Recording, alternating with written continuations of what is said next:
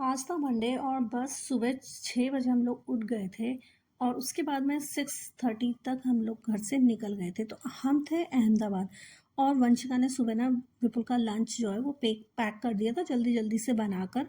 तो उसने मुझे थोड़ा देर हो रहा था तो उसने मुझे आटा और दाल ही दे दिया था कि आप चलो घर पे भैया जब तक तैयार होंगे आप ना दाल को छौंक लगा देना और साथ में रोटी बना देना। तो सब्जी और दाल उबाल के दे दिया था, सब्जी बना दी थी और आटा भी लगा के दे दिया था।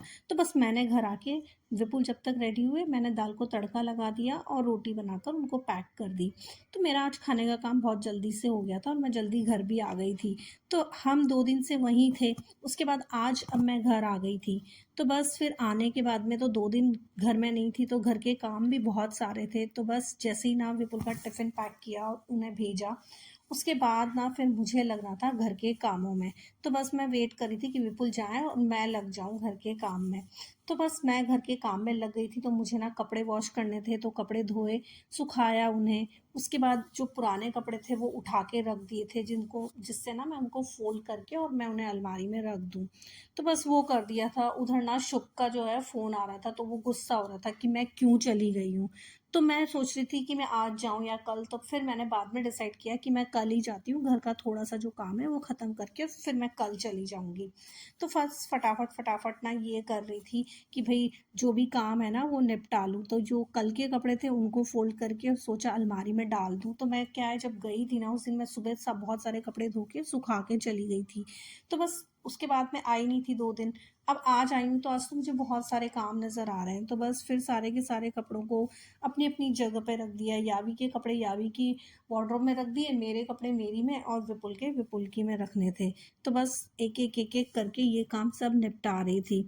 फिर उसके बाद में मेरा था कि मैं आज चली जाऊं, लेकिन ना विपुल ने मना कर दिया था कि 2 दिन वहाँ पे रहे थे तो ना थोड़ा सा थकान भी हो गया, नींद थोड़ा सा पूरा नहीं हो पाता है, फिर सुबह जल्दी आना होगा। तो आज घर पे रुकते हैं, कल चल चलेंगे। तो फिर मैंने भी बोल दिया था कि ठीक है चलो ऐसा कर लेते हैं।